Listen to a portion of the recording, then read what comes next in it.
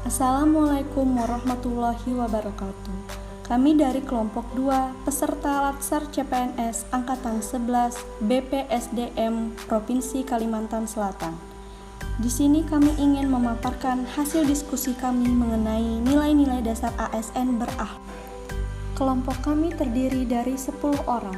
Yang pertama, Muhammad Rezwan Safitri sebagai analis kependudukan dan pencatatan sipil pada instansi Disduk Capil Kabupaten Balangan.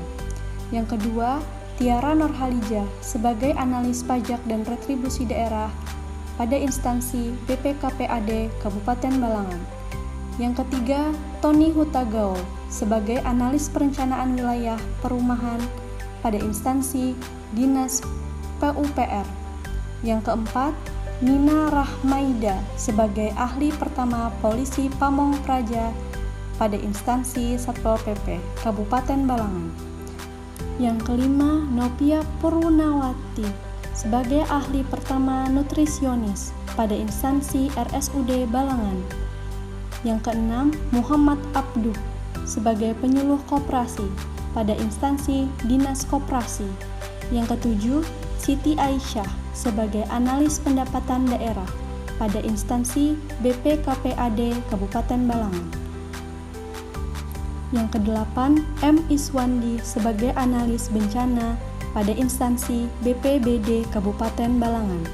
Yang kesembilan, Ahmad Faisal sebagai ahli pertama penyuluh pertanian pada instansi DKP3 Kabupaten Balangan.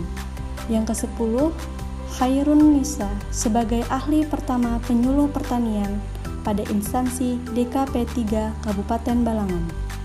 Setelah kami melihat, menelaah, dan mendeskripsikan praktek kerja kami dari instansi yang berbeda-beda, maka kami menemukan dan memilih praktek berakhlak yang paling menonjol yang akan kami sampaikan pada kesempatan kali ini.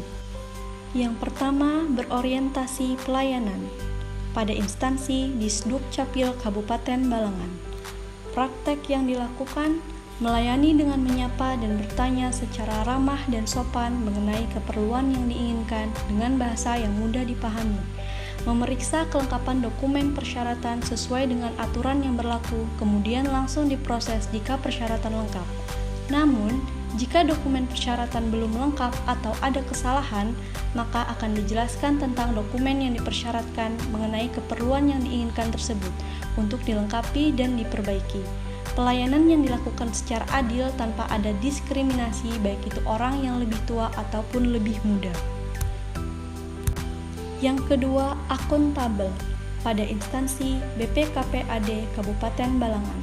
Praktik yang dilakukan tidak bermalas-malasan dalam pekerjaan, semua bidang bekerja dan melakukan tugas sesuai tupoksi masing-masing, dan dituntut untuk dapat mempertanggungjawabkan semua pekerjaan yang diberikan, baik secara langsung maupun tidak langsung, sehingga tidak ada pekerjaan yang menumpuk. Contohnya, pengumpulan SPJ per bidang harus diserahkan sebelum batas waktu yang ditentukan, agar tidak ada keterlambatan dalam pelaporan. Yang ketiga, kompeten pada instansi RSUD Balangan. Praktik yang dilakukan, melakukan pendidikan gizi dengan menggunakan media dan metode sesuai karakteristik sasaran dan memberikan konsultasi dietetik terkait dengan masalah kesehatan serta kebutuhan gizi.